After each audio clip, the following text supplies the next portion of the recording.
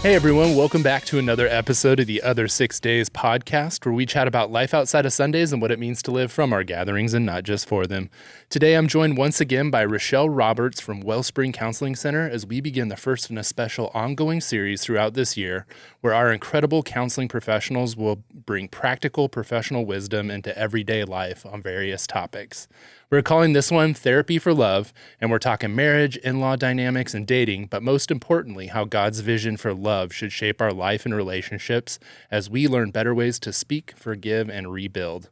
Rachelle, thank you for being here and sharing your wisdom with us today. Oh, thank you. It's always good to be back. So much fun. This is so much fun. I just need to do this for a living. Just do these podcasts.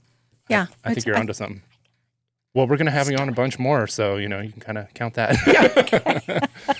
Well, before we get to talking about love today, let's kick things off. We always do, a little quick game. We'll call it a red flag, green flag, or beige flag, as the kids are saying. Yeah. I'll throw out a few scenarios, and you tell us if it's either a deal breaker, red, a good sign in green, or just odd or workable, beige. Okay. There's no right answer, so feel free to expand if needed. And who knows, we might just save somebody some future heartache right now. Yeah. Okay. You ready to go? Here we go. Yep. All right. They apologize constantly. I would say that's a red flag. Okay. And the reason I'm going to explain this, is because a lot of times when a person is apologizing too quickly, they're just trying to avoid the conflict. So or they are trying to people please rather than really taking a look and gaining understanding of where the problem is at. That's good. I like that. Yeah. Well, maybe not even listening, really, right? Right. Like just, yeah. I'm sorry. I'm sorry. And then what do? You say, yeah, you're sorry. Yeah. Then it really goes off. Then you'll see where you're at. Right. Yeah. So I'd say red flag. Okay, good. I like that. I'll just agree with you because I don't know for sure. They never argue. Oh, you know what? That is a red flag for me. Okay. When a couple tells me that they never argue, my parents never argued, we never argue, then I'm saying you lost your identity then. You lost who you are. And I think that sometimes we set this up in the church, unfortunately, especially at weddings, okay? When we do this unity candle. Yeah. Okay. Okay. So the mothers go up and they light their child's candle. And then the pastor says, then light your unity candle and blow out your individual candle. Mm-hmm. No, you don't lose your individuality because you're getting married. And that's where you need to have your individuality. You have a common relationship of marriage, of love, but you still have to. And so couples that don't argue makes me think, wow, someone is not speaking truth. Someone's not being honest. Or someone has lost themselves in the relationship, lost their own identity. Yeah. So, Wow. That's really insightful. So when I get in a wedding, I sit in the back, and when they do that unity candle, I cringe. Yeah, It's like, oh, don't do it. Yeah, don't lose yourself. Oh, man. They just say, I'm just being honest a lot. I'm just being honest. Okay. So it's kind of a statement to allow for rudeness, I think. Saying, I'm just being honest. I'm just being honest. Yeah. Are you being honest or being rude? Yeah. So I think honesty is good. We're supposed to speak truth in love. Yeah. But sometimes when we have a partner or someone that, we're trying to develop a relationship with, and they're just saying, I'm just being honest. Yeah. I'm just being honest. And really we have to dig deep with, is this honesty a way for them to just be rude or sarcastic? Yeah. Or, honesty is good. I'm not saying honesty is not good. So I'd say you must consider the foundation of where this honesty is coming from. Yeah. Is it coming on to better the relationship, or is it coming from a position of being rude or dismissing? That sounds like, you probably better language to use there, right? Like, even if you're just sharing your opinion or your feelings or something like that, rather than just saying because that's how anyway. Yeah. Interesting. They avoid hard conversations. Oh, that's a red flag. Red flag. Red flag all the way. You should be having hard conversations at the beginning of your relationship. Yeah. We'll talk about this later, I'm sure. Yeah. But we should be having hard, and if someone is avoiding those hard conversations, then you need to think, okay, what are they hiding? Yeah. What are they not wanting you to know about them? That's really good. They can make fun of themselves. Oh, that's a green flag. Green flag all the way. I'm big on that. That tells them that tells you that they have confidence in who they are. Yeah. Having that humor is actually one of the highest forms of intellectualism that you can have, is having humor about yourself. So if they are able to tease or have fun and have fun with themselves, then it's actually a sign of a lot of self-confidence. Self-confidence? Self-esteem. Even self-deprecating a little bit? Or is that like kind of draw this line a little? That's where it kind of draws the line. Okay. Because if it's someone who is constantly kind of cutting on themselves, then you have to kind of say, okay, well, you got some issues, and then you run away from that. Okay. But if they just have a sense of humor, some temperaments or personalities have a sense of humor, a more dry sense of humor that they'll use, certain comments about themselves. But if it is continual, anything that's habitual or continual, and then you have to kind of look at it and say, you know what, you're messed up. Okay, that's good. They say all my exes were crazy. Oh my gosh, you know what? On the first date, when they say all my exes were crazy, you need to really look at that because one or two things happen. Now, Dr. David Snarch says that we are attracted to who we are. So if he says all my exes are crazy, then he's crazy. Oh. Then why is he with you? Then you be crazy too. So you got to look at that. Or he's the crazy maker. Yeah. So so he could be the one that's actually making these women or these guys, I don't want to just say these guys crazy. Yeah. So you got to take a look at that. If they say it on the first date, I don't think there should be a second date. Oh, wow. That's a big one. Yeah. Full red flag, That's a full red flag. Okay. Because especially if they're saying, you know what, my last 3 girlfriends or 3 guy friends, they were just crazy. Yeah. They just did, well, there's something, either you're attracting that or you're creating that. Well, and there's something to some healthy responsibility in that too, right? I mean, a little bit, right? Yeah. At any level. Like that, that just seems like a pretty like extreme statement. Yeah, it is. Okay, good. We've got that one worked out. They get defensive anytime you bring up feelings. That is a red flag. Okay. Anytime there's defensiveness, then they're protecting a wounded part. So you got to look at that. And what is good about being in a relationship is the relationship's healing. But if you're with someone that's constantly defending the wholeness of the relationship, then it's hard to really grow that relationship. So it needs to be looked at. Yeah. It needs to be looked at. So red, not beige? You know what? Or it could fall. Depends. It depends. Okay. I would say beige. Okay. If it's, I would say that if you're in a relationship with someone like that, say, go see Rachelle. We need help. That's what I'd say. Well, then actually that gets to one of ours. They go to therapy or counseling. Yeah. No, but I mean, if they go to therapy or counseling, is that a red flag, green flag, or? No, that's actually good. Come on, man. That's good. To start, first date, I'm in counseling. Yeah. Yeah, you're great. Yeah. Okay. Then you want to know why. Okay, what is it? Okay. What is it? I'm really curious. So be curious. I'm curious about what you're seeking out. Yeah. And, what's going on. I figured that would be your answer. I didn't know if it was nuanced. Just, okay, what are you in counseling for? Well, if they say I'm in counseling for domestic violence from the last 3 partners just got out of jail, I'd say, look what time it is. What? Yeah, that's right. Check, please. Check, please. I'll pay for this one. I'm out of exactly. here. I got you covered. Don't worry about it. Oh, man. Work on yourself. They have 0 close friends. You know what? That's neither a red flag or green flag. Okay.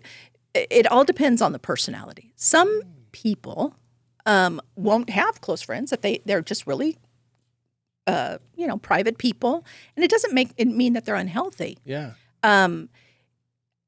I would say that you have to kind of look at the person. Some people that don't have a lot of close friends, they're just very secure in themselves. They think, I don't need that kind of stuff. Some people have their close friends or like their brother or their sister growing up. So they don't have those friendships. Yeah. I think that where we have to look at, is there any kinds of extremes in the behavior? Extreme, way too many friends. I was talking to someone who wants to get married. Not one of my clients, it's a friend of mine. And her name's Rachelle. Yeah. No.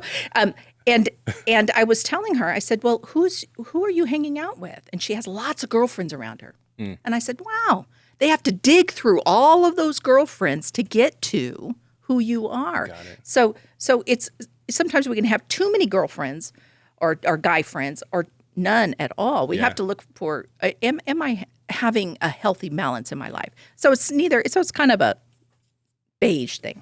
Yeah. And it's situationally dependent, probably. Right. Yes. Yeah, it's funny that you say that, because that one particularly, me and my wife talk about this often, is like, we actually like to have a few really good deep friends. That's where we go to like kind of recharge. And those are the ones that, it's almost like a depth. And then we have like quite a few acquaintances, but we realize that where relationships fall on that spectrum, and that's just kind of how it fills it up. But we know you can't manage 150 deep relationships. Like, it's very difficult. That's a lot of work.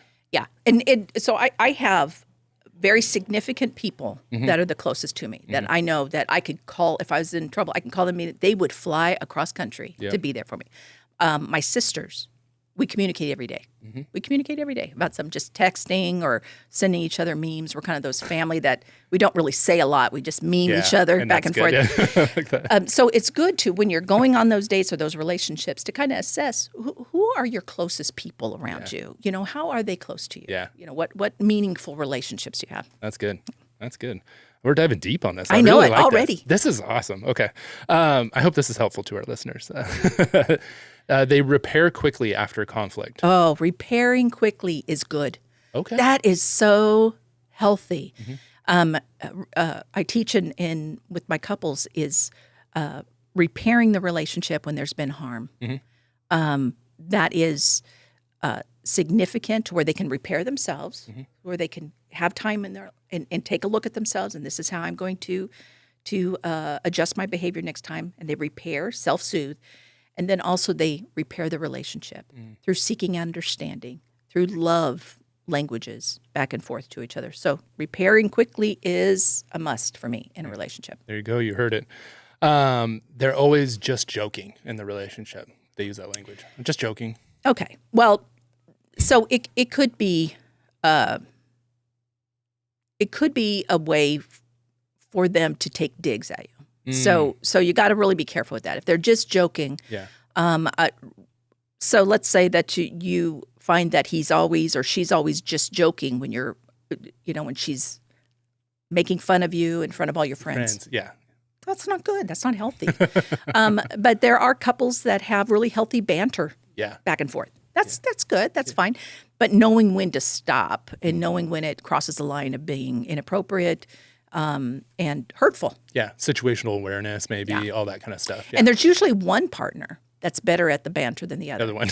And that's where that one partner that's better, they need to really, rein it in a little bit because it can become hurtful, especially if they come from a family that banter was a part of their affection, how they showed each other love. Yeah. And then maybe your spouse or your partner did not come from that, and it can go all wrong. It can go real wrong, real quick. Two more. They say, I don't need anything, and pride themselves in being low maintenance. Okay. It depends on what they mean, I don't need anything. But however, a person that's low maintenance or they usually are self-sufficient. So kind of taking a look at what do they mean? So digging into that. Got it. And what do you mean by low maintenance? What do you mean by because it could be when they're saying low maintenance, and then you notice that they haven't bathed in a couple weeks. You can think that's not low maintenance. That's low self-esteem. You got to work on that, friend, with someone else, not me. So you got to really take a look at that. But it's okay to be low maintenance and not really need anything. Yeah, you're secure. You don't need a lot. Yeah. Yeah, right. You learn to be content. As what the Apostle Paul said. There you go. I like it. Last one. They vent to their family about your disagreements and say, my family is just really close. Nope. We're not going to do that. Because the issue comes is that you and your partner move on. And you're all good, but the family never forgets what you vented to them about. So they never forget, he said this to me, she said this. So venting to family members, I don't think that is ever healthy. Ever healthy. Tell it to Jesus. That's what I say. There you go. I like that. I'm going to say instead of the body keeps the score, the family keeps the score. Oh, yeah. Yeah. That would be a great book, There you CJ. That would be a great book. The family keeps the score. All right, before we dive into some of the practical stuff on the topic of love, like marriage, family, dating, all that stuff, I think we should start by building the conversation on a foundation. What would you say is probably the most important start for building that solid foundation? Wow. Like, the big, like, man, you got to have this. I don't know. You got to have this. This, yeah. Like, where does that start at for you in a healthy foundation? Well, I think it comes out of a desire to understand the partner's needs, because we come from a society that says that I need to get what I want out of a relationship. So, but really, as Christians, it should not come from that. What can I get? It should come from what can I give? Yes. Yeah. So that is, because that's real love. That's the highest level love. What can I give into this relationship, not what can I get? So if you start your relationship on that foundation, you're going to have much more peace and joy, not necessarily happiness, because happiness is conditional based upon happenings. Fleeting, But having that continued seeking out the best for your partner. Yeah. So, where does that start at? Like, where would you say that you'd advise? Like, how can you? Because you can't really give something that you haven't received yourself. So, where do we build the initial? Like, how do I get to that mindset? Or right. That? Well, and that's why I tell my clients, there cannot be a we if there's no me. You have to work on yourself. Got it. Or what you do is you attract someone just as completely dysfunctional as you, and then you're wondering, how come we are messed up here? Our kids are messed up. Everybody's messed up. The dog is even messed up. The cat, and you think, what's the problem? It's because we haven't worked on ourselves. And where it comes from is, I truly believe, is having a secure relationship with God. Yeah. That's not based upon works, but it's based upon His love and that love relationship. Yeah. And so it has to be based on there. That's so good. Yeah, because you can't, if you don't understand God's love, what we're perpetuating or what we're exhibiting or what we're peddling really is misguided or broken to some level, because like it's not a true love that comes from God, right? Right. Yeah. Well, and that's where we have our distortions of God can greatly affect our relationship with others, and even our partner relationships, our marriage relationships. Oh, yeah. Because we'll have a relationship with God that says, I am bound by the law. That comes to saying, if I do this, God will love me. So what do? You become a partner or a person that says you have to jump through these hoops in order for me to love you. And that's not the love of God.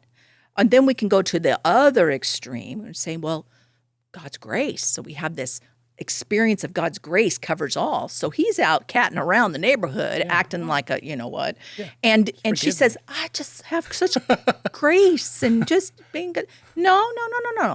So there has to, you can't have the two extremes, because the Apostle Paul addressed this. It says, should we go on sinning just because God's grace is covering that? No.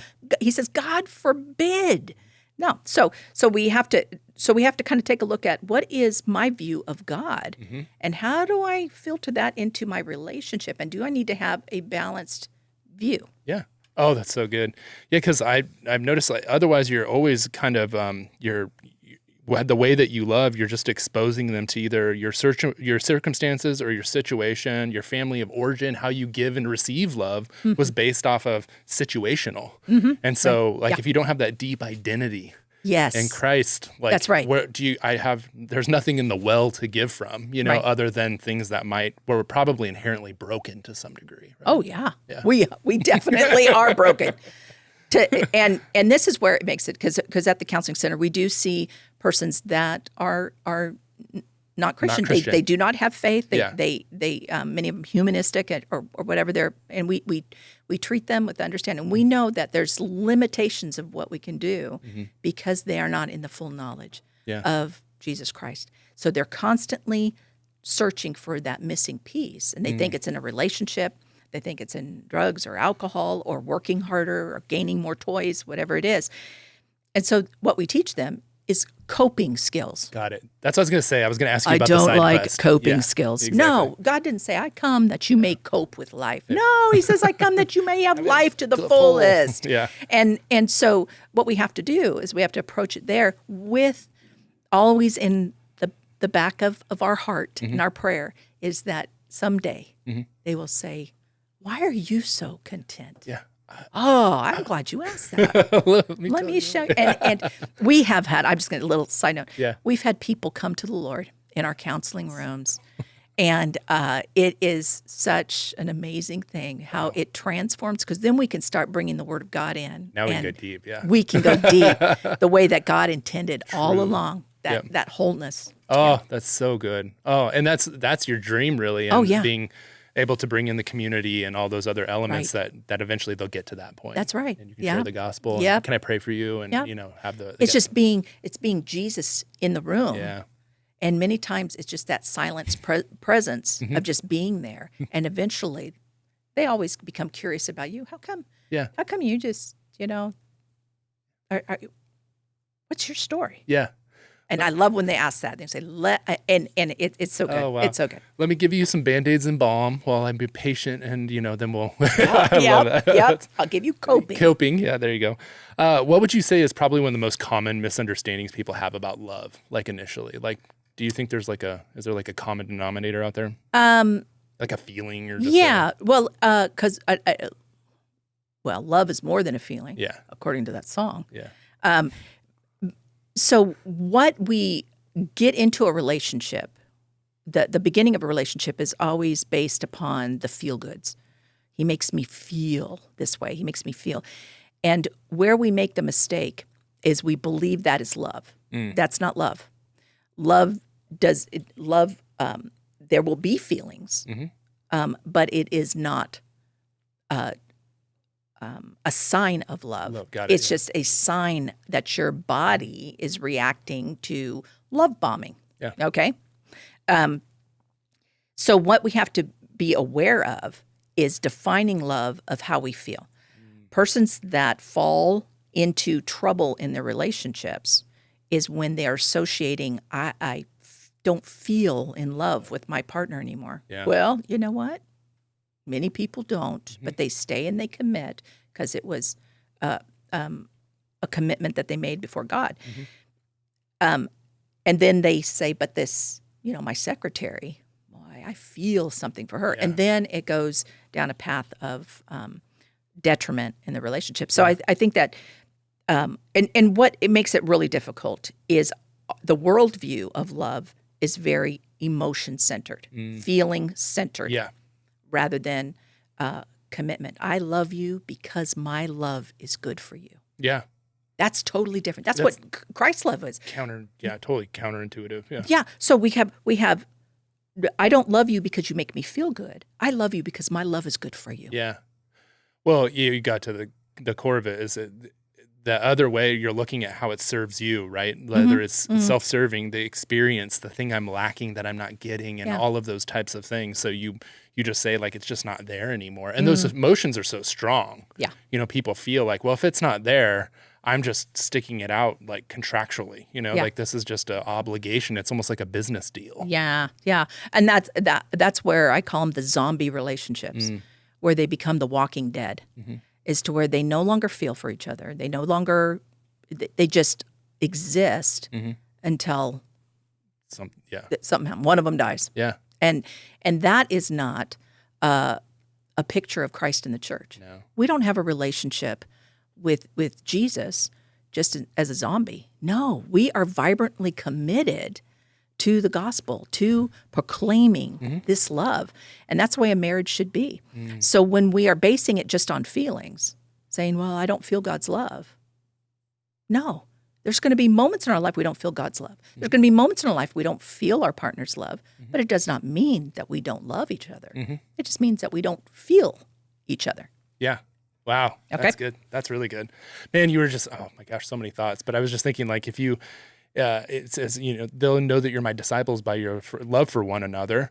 And that can either be from an outside perspective of how that person loves in light of the love that is not, you know what I mean? The exchange that's happening there, but also too, the love, joy, peace, patience, and all the things, the fullness, the joy, and the, that you might have life and have it to the full is expressed in that. So you have different ways that can show up. But if we're claimed to be Christ followers, there should be evidence of that in our lives together, right? Yes. That's why when couples come in and they're fighting like dogs. Yeah. I mean, just getting after each other. And I say, well, why are you guys together? Yeah. Because we love each other. No, you don't. Let me take you. 1 Corinthians 13. Take you down. What do you like here? And they're like, we don't act like that. No, you're right. Yeah. Then you're not acting in love. Yeah. So what you're saying is that we feel for each other. Yeah. We don't love each other. Yeah. We have to take it to a next level of what Christ said. Yeah. He said, you will know that you're Christians by your love. Yeah. Yes. You will know that you are followers of Christ, an example of Christ in the church by your love. Yeah. So it's bigger. We got to take it up a notch. And you got to drop that. And always that, like, hey, love's not a feeling, it's a choice, but it's sacrificial. It's always other centric, and it's always giving, right? Right. Oh man. Saying it, and that's where, when I meet with couples and they're saying, well, she's not meeting my needs. Yeah.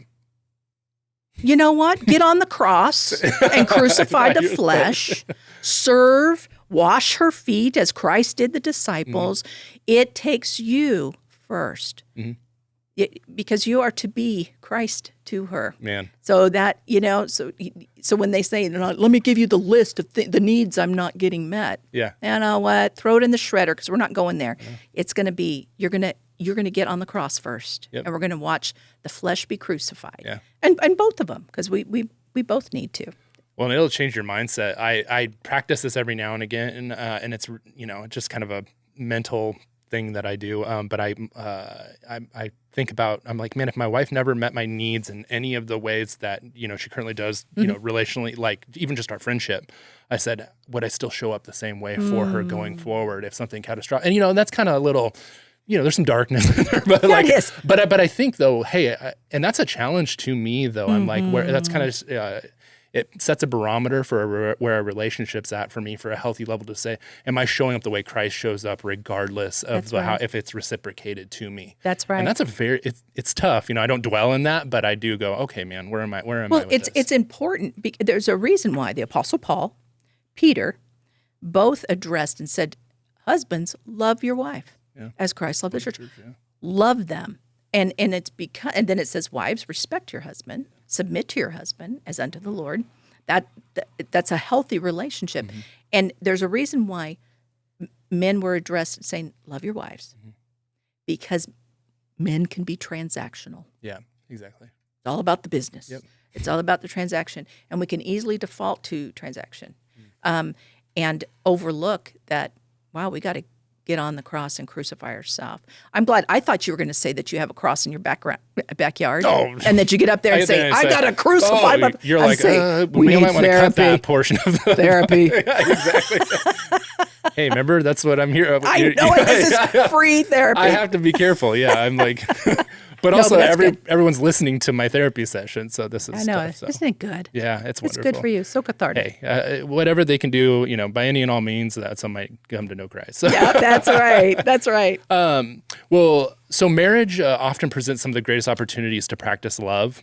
We could obviously spend a couple episodes exploring this. We spent a year exploring that. Mm-hmm. But I think conflict is probably one of the most common topics that couples are struggling to navigate well. So where would you start as a helpful framework for spouses navigating conflict? Like just as man, we're having a tough go. Like, yeah. I don't.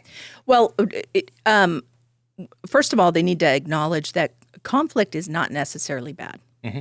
Conflict means that there are, you guys have two different minds, you have coming from two different perspectives in life.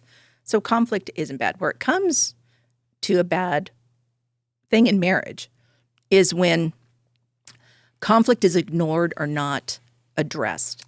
And I use this example with my couples that they'll go for years without dealing with a conflict. And so they'll have something be brought up and they won't deal with it, and they just put it on their shelf. So each one is stacking their shelf with all this conflict, and eventually it comes down on them. And so conflict left unresolved causes resentment. There you go. Yeah. But conflict resolved creates intimacy, creates greater understanding. So knowing that if I'm having conflict, this is an opportunity for me to really know my partner. Wow. And coming from that perspective. Mm-hmm. Man, that's so good. I love the way you nuanced that and like turned it around into like, because, a lot of people see those things kind of happening, easily, identify, hey, there's conflict happening in our relationship, so we must be drifting apart or something, or we're not the same person, kind of buy into those lies and kind of tropes. That is such a healthy. Right. Well, when we use the example of Jesus, did Jesus have conflict? Yeah. There were some things that he addressed with people constantly. Yeah. He addressed that because he says, I love you so much. I want to know who you are. And it's just like the woman at the well. Yep. It was a conflict Yeah. that he was willing to say, I love you. That's why I'm here. Yeah. And I want to know you. Yep. And what happened is she got to know him Yeah. in that conflict. Yeah. That to where she became an evangelist, went out and told the city, like, come see this man, come see this man. Yeah. So it's an opportunity for God to be revealed in your relationship. Yeah. That's good stuff. Write that down, Rachelle. Yeah, because she was even being kind of snarky in there a little bit, and all the things. She was. And Jesus walked patiently with her through it. I love her. Yeah. I identify with her little snarkiness. Yeah. Yeah. I'm afraid Jesus and I would have probably met at the well. You don't have anything to draw water from this well. Yes. What are you going to do? What are you going to do? Yeah. That's funny. I love that. So kind of speaking to that same thing, what's the difference then between conflict resolution and restorative conversation? Does that fall into that same? Really they should go together. Okay. So conflict resolution is going to have a corrective action plan. Yeah. So it's going to say, okay, this is where the violation happened, and this is what we need to do to correct it. Yeah.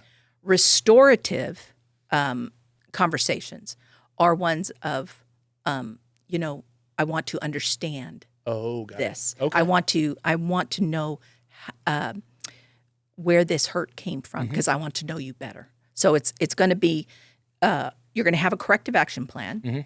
So you're going to always say cap it off with a correction action plan, but then also make sure you take time saying I want to understand you.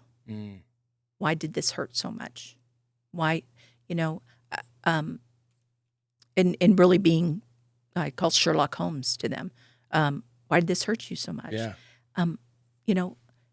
How can I be here for you right now? Yeah. So it's not correcting anything. It's just being with them at that moment. So that's restoring the relationship. Anytime you do a relationship repair when there's been a conflict, it means your greater depth of intimacy has occurred. That's good. And so it's not just about finding the corrective action plan. You have to repair the relationship, and that restores it. Yeah. Oh gosh, that's so good. Such a deeper trajectory than just that than resolution, because the resolution is kind of almost like identifying the impasse and figuring out how do we even just continue. Yeah. Almost like, and then this is just going beyond that into like you said, deeper intimacy through restoration. Yeah. That's right. Wow. Because we have to know the feeling. We have to be moved by their feeling. Yes. Because that's like Jesus. Yeah. Jesus was moved with compassion. And that's so the relationship repair comes through the knowing how they feel. Saying, tell me how you feel. Yeah. And that and tell me how I can help with this. How can I pour oil into this wound? Wow. It's just so multifaceted because, it has to start with a recognition of offense, right? Like that there was an offense, so it's an acknowledgement. Yes. But to move beyond that to greater depth requires, this kind of further thing. And it takes effort because most couples will stop at doing the corrective action plan, saying, good. okay, good. Yeah. And he'll say, I'm glad this is over with. I can get back to the game. That's what I was thinking. She can't go on forever. She'll stop eventually. But then he never really knows his wife. Yeah. He just knows her as a person that I resolve a conflict with, Yeah. create a corrective action plan so I can move on to what I really want to do or what she really wants to do, whatever it is. Yeah. So seeking out the repair Yeah. is the extra work that creates the intimacy in the relationship. Yeah. Wow. That's so good. Wow. What are some tips maybe just off of that how couples might be able to fight fair without like doing lasting damage there? Oh yeah. Fighting fair. That's one of the things I think is so fun to teach couples. Most couples don't fight fair. Okay. They hit below the belt every time. They start with sarcastic remarks. Dr. Gottman, he did a study that I think everyone should look into. It's called The Four Horsemen of the Apocalypse of Marriage, and he studied couples. He and his wife Julie, they studied couples, and they were able to predict divorce by 90%. Whoa! By just observing how they maneuver through conflict, and they were able to identify the four horsemen that led to this divorce, and one of them was defensivism. So when they're defensive about the conflict, they already they're justifying their they're making excuses. Well, this or saying, but you do this, and different. Then they're on separate teams, and when you're on a separate team, that's the 49ers and the Seahawks living in the same house. They're never going to get along, never. And so the defensiveness was one key factor. The second thing was criticism. So when we are fighting and we're using criticism, we need to be careful. If we're defensive and we're critical of our partner, that's one of the four horsemen. Yeah. So we have to be careful. We should speak truth in love, not in criticism. Yeah. So we have to make sure, and I say use the back door when you're instead of kicking the door open with a critical remark. Yeah. Knock on the back door and say, "Hey, I'd love to talk to you about this incident that happened, and when is a good time?" Then it puts you both at a place of peace. And then the third one is contempt or mocking. She's always next to me. Or they even bring the kids in. Yeah. See how your mother is doing that. Oh yeah. That kind of stuff. Yeah. That's mocking. That's contempt. Contempt is actually the Gottmans were able to study that contempt in a relationship will actually cause physical illnesses in the person who's receiving that contempt in their relationship. Oh, wow. So contempt can be Powerful. very detrimental. And then the last one was stonewalling. So when couples fight, they stonewall, which is they give the silent treatment. And that's where most men are great stonewallers. Disengage, man. They just sit there and say, you know what, she'll shut up eventually. I'm just going to not say anything because if I say something, it's going to make it worse. And so those four things. So when you're in an argument, be aware of those four things. Good. Four things, and saying, are we defensive? Are we playing on the same team? Am I being critical? Or am I speaking truth in love? Am I using contempt? And am I stonewalling? That's great. Wow. Yeah, I think often in that we're usually looking for like these positive tools to enhance the relationship, which those are positive, but it's by looking at the negative things we're bringing into our conflict. Yes. That's really good. Yeah. So just being aware of that. Yeah. Then we can change it. We can say, that, you know what? I noticed I'm getting defensive here. Yeah. So I need to be on your team. We're on the same team. We play on the Seahawks because they're champions. Yeah. So we're champions. We're going to do that. Yeah. Even though tone approach it. I'm 49ers. I love it. Well, let's talk about one of the most delicate relationship dynamics, in-laws. Again, we could spend hours here, but the story of Naomi and Ruth gives us this beautiful picture of in-law harmony. What can modern couples learn from their relationship? Wow. In-laws is one of the top 5 reasons couples divorce. Oh, wow. Yeah, in-law conflict. Okay. And I think that what I love about the story of Naomi and Ruth is that Ruth was very honoring of Naomi's position. Now Naomi, she was having a little bit of a bad attitude because she says, "Don't call me Naomi, call me bitter." Well, how fun would it be to live with a woman who says, "Call me now, Mara, I'm bitter." Yes, but Ruth was able to serve in love. Yeah. She was able to to say, you know what, I'm honoring you Yeah. because I love you for just the position that you've had in my husband's life yeah. or my wife's life, that I'm going to honor that. Okay. Where the conflict comes is when there isn't the leave and cleave portion in the relationship. And I've seen this happen to where they'll get married and she still, talks to mom about stuff, problems, and he prefers his mom over. One example is this newly married couple. They're so cute, newly married couple, and she wanted to fix him his favorite meal, which was tacos. Yeah, tacos. And so he came home Friday night. She fixed him tacos, and she was so excited. And he sat down and he was eating those tacos. He says, "Oh, these are good. Yeah. So my mom makes the best tacos ever." And that hit it off. I mean, she was not happy. Tacos flew because, of course, they didn't have good coping skills with things. But that's where so he had a problem with leaving and cleaving. So he even though he may, his mom made better tacos, that's great. But speaking it out was not actually embracing her effort to love him where he was at. So, so when we have when we are allowing our family of origin to supersede our partners, the relationship with our partner, that's when we need to be careful. Yeah. That's where bitterness and wrath, and that's where those family fights come in.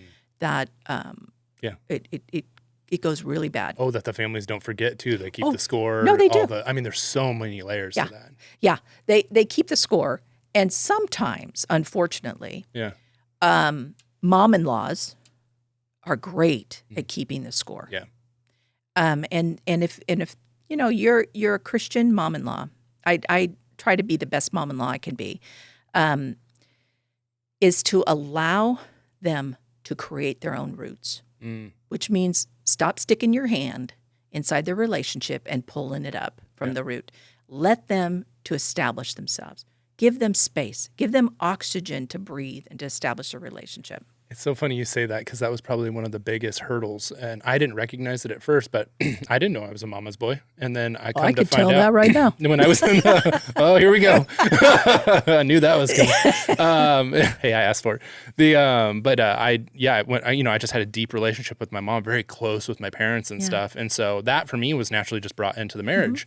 Which, then we started using this term got thrown around called, we need you to cut the cord. Yes. And so and I was like, and it was so like shocking and so like just off-putting, and I was so frustrated by it, and it caused a lot of frustration. But my mom was so mature and so awesome. Very hurt at the beginning, but let go. Let us establish our roots and gave space and did all of that. And it took a little, there was some navigation there. It took some time. But in the end, the fruitfulness that came out of that as she allowed the opportunity for my wife to come around to see my mom's place in our life and watch her back off and, all of those things, and us to establish a really healthier relationship. Right. It literally has set us up for success. That's right. Our marriage. And that's what a mom-in-law, knowing when to back off, to just say, I'm going to let you guys establish your roots. Yep. I'm going to let and a lot of times moms feel like, I'm losing my babies. I'm not, no, you're not. We don't lose relationships. We choose to disconnect. We lose keys. We lose our car in the parking lot. I'm constantly losing my car at Walmart, constantly.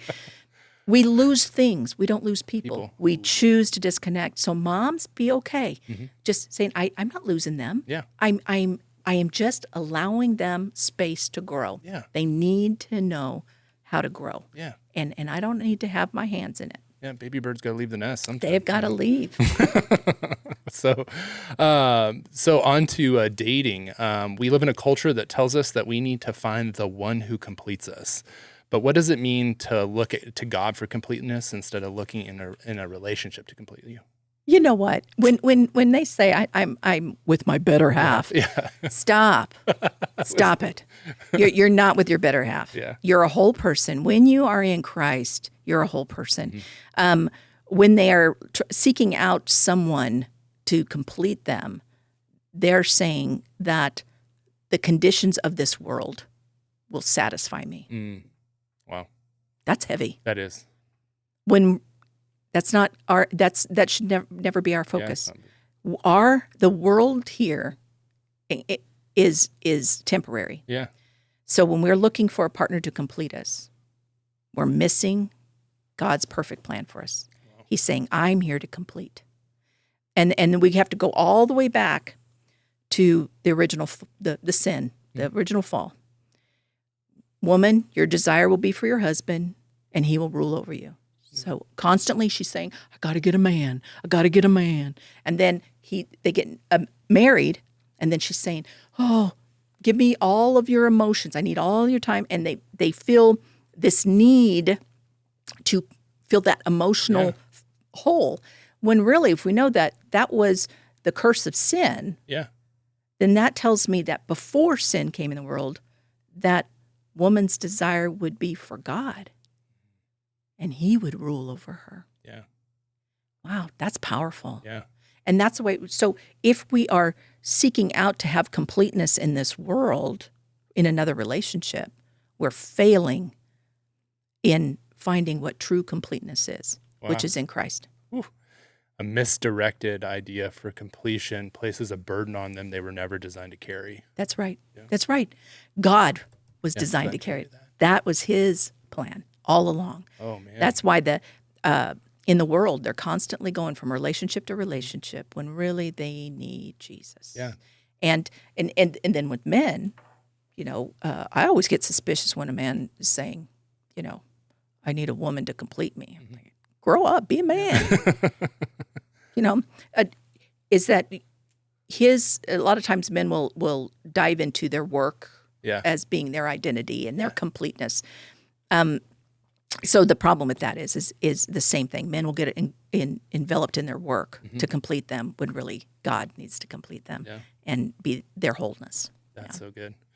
We and you'll probably correct me on this one, or you can tell me, where I'm at on how much therapy I need to continue to go get. But I always tell when I talk to my wife Kelly, I always tell her I felt like it was a healthy place to say, hey, I don't.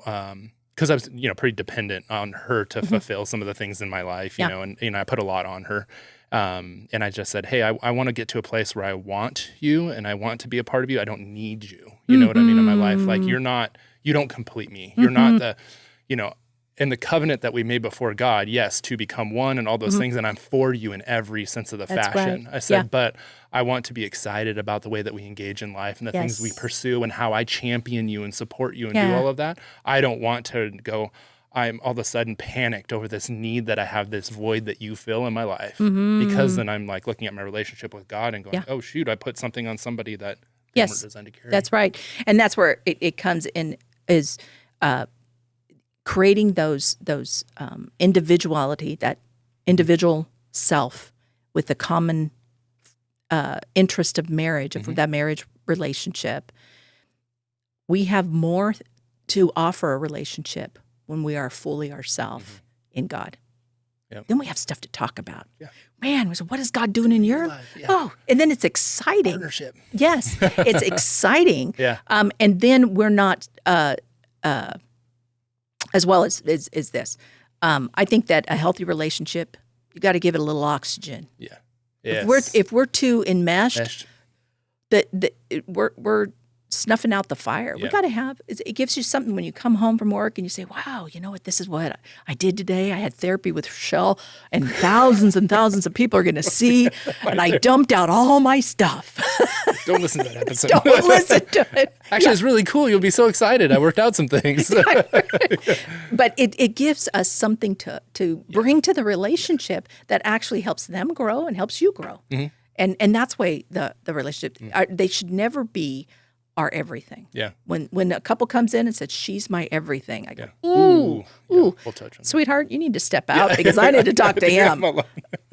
We, practically it would too with friendships is one too that I hear from like a lot of guys, in that suffocation piece and stuff where it's like, hey, where are you going? What are you doing? And there can be an extreme version of, whatever they're trying to avoidance, escapism, all those types of things. But having other friends, like, where she has her friends and I'm championing her developing deeper friendships. That was really hard for me for a long time. But now I realize there's a turn in our relationship when I'm like, hey, I'm so excited for when she starts to develop deeper friendships because I know how they meet needs that I actually can't meet and wasn't designed to meet in that way.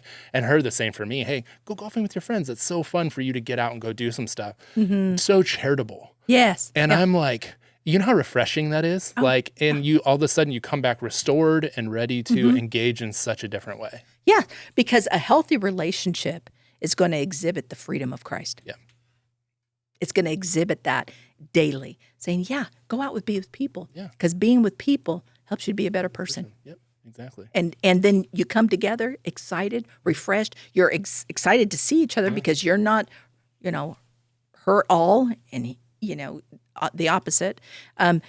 So that's where the freedom of Christ starts to ignite the relationship. You say, you're free to be you in Christ. Yep. I'm free to be me in Christ. And you know where we found even a sweeter, deeper one that I never even knew existed, and I should have known better as a pastor at a church? When you start sharing the gospel with those groups that you're that you're out with, and you watch your wife do the same with other women, and people start coming to Christ as you develop other relationships through those that are not within the context of the two of you only doing life together. Yeah. Then you really see some now there's some stories to share. Yes. Isn't that powerful? Because that is what the Apostle Paul was talking about. Jesus Christ in the church. Yeah. What do we do as the church? Jesus Christ in the church. We multiply. Oh, we so multiply. Good. Oh, you got me teary-eyed on, man, I can't believe that. I didn't know that was going to happen. I thought I was good. Anyway, well, Rachelle, as always, we hope our conversations are engaging and helpful. Any books, podcasts, or other resources that you want to point people to?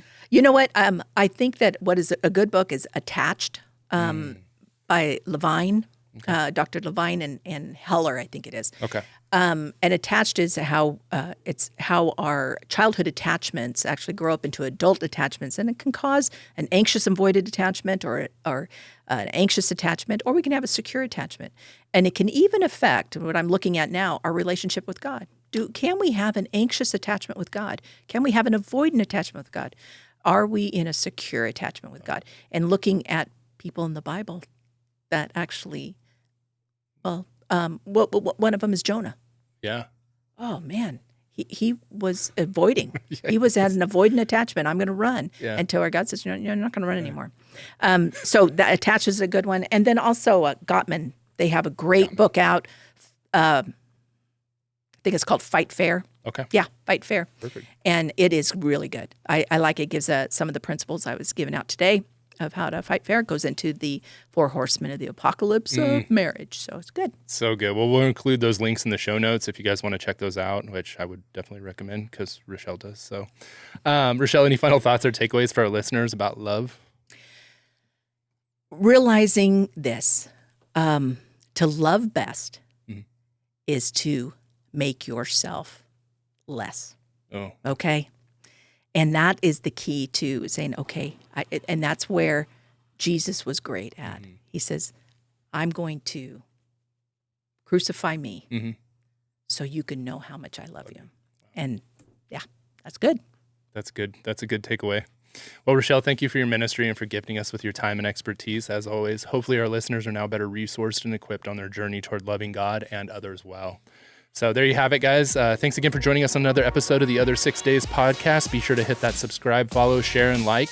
And as always, spread the word and take what you've heard and turn it into something you can do to further the gospel in the world around you. Until next time,